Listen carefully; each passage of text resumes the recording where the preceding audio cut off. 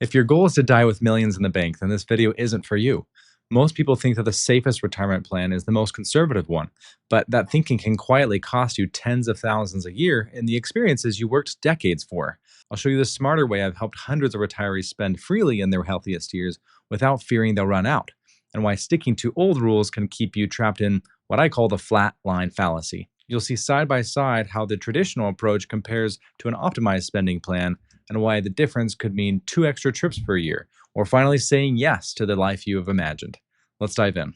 Meet Carl and Ellie. They both are 60 years old with $1.9 million across their nest egg accounts. Carl's an engineer, Ellie taught high school for 30 years, and they've done everything right. Saved consistently, lived below their means, and built what most people would consider serious wealth. But here's their problem: they're trapped in the flat line fallacy. They've been researching withdrawal strategies online and getting wildly different answers. Some sources say withdraw 3% per year, others say perhaps 5, and every calculator gives them a slightly different number. Every article contradicts the last one they read. And here's what this uncertainty is costing them. They can't even make basic decisions about their retirement, such as should they take that European river cruise they've always talked about? Can they afford to help with their grandkids' college? Or should Carl retire now, or is it safer just to work 2 more years? And that's where they're stuck, not because they didn't have enough money, but because they didn't have a clear answer to the single most important question: how much can we actually spend? So Carl and Ellie start where most people do, the infamous 4% rule. You've probably heard of it before. It says take 4% of your total nest egg savings in year one to withdraw, and then increase that amount each year for inflation. For their $1.9 million scenario, that's $76,000 in the first year, adjusted upward from there. And the 4% rule feels safe because it's built for worst case scenarios. But living your entire retirement as if the worst is about to happen is kind of like sheltering for a hurricane. Every day, you may stay safe, but you never enjoy the sunshine. And there are 3 myths at the heart of why most people underlive retirement with this mentality. The first myth is that spending stays flat for 30 years. Second, higher success percentage always means better retirement. And third, the 4% rule is universally optimal. And don't get me wrong, the 4% rule isn't completely incorrect. Exactly. In fact, when you test it against computer modeling, it often shows success rates of 95 or even 100%. And 100% success rate sounds perfect until you realize it's proof you never actually fulfilled the potential of what you've worked your whole career for. Think of it like booking a stay at an all inclusive Mexican beach resort, but you only eat the snacks you packed in your suitcase. Did you really get out of the experience what you paid for it? Sure, you might have avoided the risk of food poisoning, but you missed the whole point of why you went there. And that's kind of what the 4% rule does. These flat spending models ignore the natural decline in lifestyle costs. So you spend your healthiest years living at your lowest budget. And here's where the math in conventional planning collides with reality. If you use tools like Fidelity Retirement Income Calculator, it'll assume you'll spend the same amount every year. But research says the exact opposite happens. The RAND Corporation studied actual retiree spending patterns from 2005 to 2019, and what they found changes everything. Real spending declined for couples at annual rates of about 2.4% after age 65. And this wasn't because people ran out of money. It happened across all wealth levels, including the wealthiest retirees. And even the Bureau of Labor Statistics confirms this. People aged 75 and older spend 19% less than those aged 65 to 74. But here's what's fascinating: older retirees actually increased their spending on things like gifts and donations. Their economic position wasn't deteriorating, their priorities were just naturally shifting. And here's what I've actually seen happens with my own clients' spending habits as they age. And it's the opposite of what these conventional plans assume. And you've probably heard of it before: the go, slow go, no go years. And they're not fixed numbers, but the go years often happens from, say, your age 60 to your mid 70s. You're healthy, active, and you want to do everything that you've been putting off during your working years, such as travel and hobbies and adventuring. And this is when you want maximum spending power.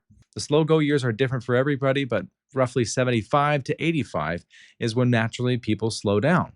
They do less traveling, simpler pleasures, and just stay more at home. Their spending drops not because they have to, but because they want to. And then the no-go years usually surfaces in people's mid to late 80s with their lowest activity levels. They're no longer taking big international trips or buying new cars, and healthcare costs needs arise, but nearly everything else falls. So why does spending naturally decline? Well, I've seen clients that they have 2 cars and then one and then none. Travel shifts from expensive international trips to just local day trips. Entertainment moves from going to concerts and shows across the country to Netflix and local community events. There's also what I've perceived being the been there, done that effect. After a lifetime of experiences, older seniors find more satisfaction in relationships and routine rather than more purchases and adventures. And again, these flat spending models quietly rob you of these best years of your life in the go go phase. They shift your travel experiences and bucket list goals from these 60s to your 80s, but when you're no longer wanting them. It's like saving the champagne for after the party ends. So, if this flat spending doesn't match how people actually live, how do you build a plan that actually lets you spend more now without running out later? And that's what I'll show you next. Now, if you're in a similar spot to Carl and Ellie with good savings but uncertain about spending, click the link in the description to book a free call with me to walk through your spending goals and see if our approach would help you realize your dream retirement. The goal isn't to die with the most money, it's to maximize your active years while staying secure. We do it by optimizing three things: how much you spend in each retirement phase, the tax efficiency of your withdrawals, and how we protect against early market shocks. And on top of that, I don't feel any retirement plan is comprehensive without the following: dynamic spending modeling, stress testing against a variety of market scenarios, tax efficient withdrawal sequencing, healthcare cost integration, and finally, adjustment points for when to adapt.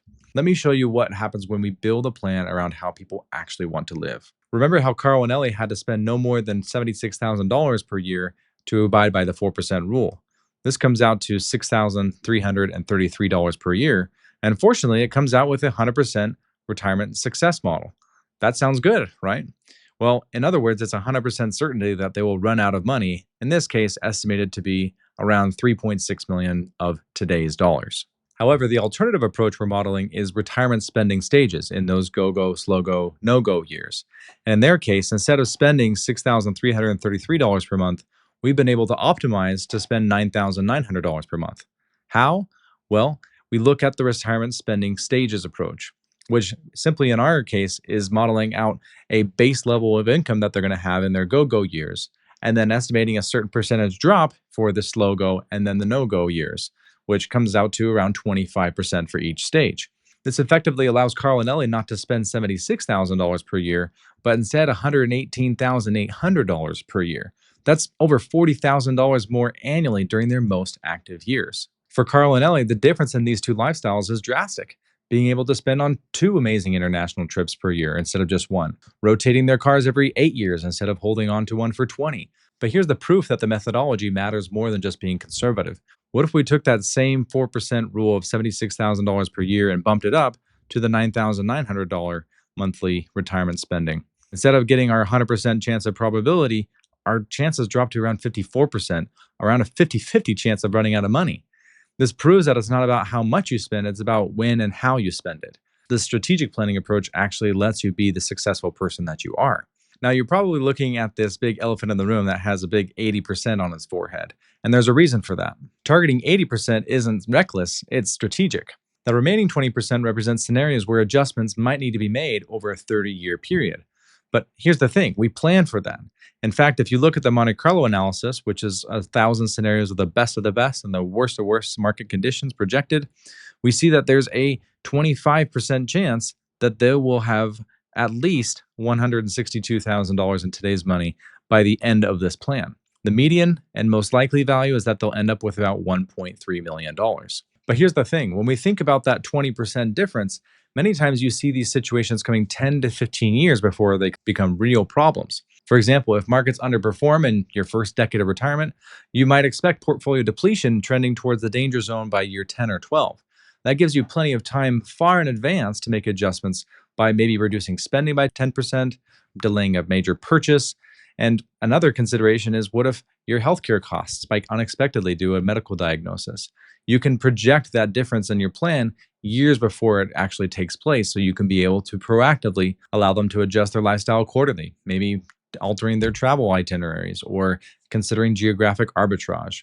The real risk actually is not monitoring the plan and being ready to course correct. Meanwhile, the difference between an 80% and a 95% Monte Carlo analysis could mean $20,000 to $40,000 more in annual spending during their prime years. And that's not just money, that's experiences and freedom and peace of mind while they're healthy enough to enjoy those dollars. Instead of feeling pressure to trim your lifestyle every year, you get permission to spend fully for 15 years during this sample go phase, not second guessing every purchase or trip that you're doing. And finally, living the retirement you've worked 30 plus years to afford.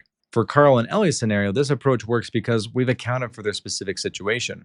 We ran the healthcare costs at a simulation for not only leading up to Medicare, but thereafter, and importantly, potential six-figure long-term care costs at their end of life. Their mix of account types creates tax-efficient withdrawal opportunities for us. And more importantly, we're able to stress test this across, again, 1,000 market scenarios to be able to see where the weaknesses lie.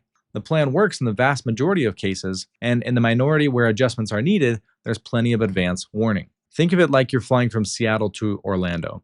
If the pilot announced partway that there would be some slight course corrections to avoid turbulence or go around a storm, would you panic? Of course not. You'd expect the pilot to make adjustments as needed. And I feel retirement planning is the same way. Having a 20% chance of needing course corrections over 3 decades isn't necessarily a flaw in the plan, it's just normal navigation. This level of analysis requires looking beyond these simple rules of thumb. And here's how comprehensive planning actually works. First, we need to determine maximum sustainable spending, not just safe spending, but the optimal spending that balances their lifestyle and security, which means we need to test different withdrawal strategies across a variety of market conditions.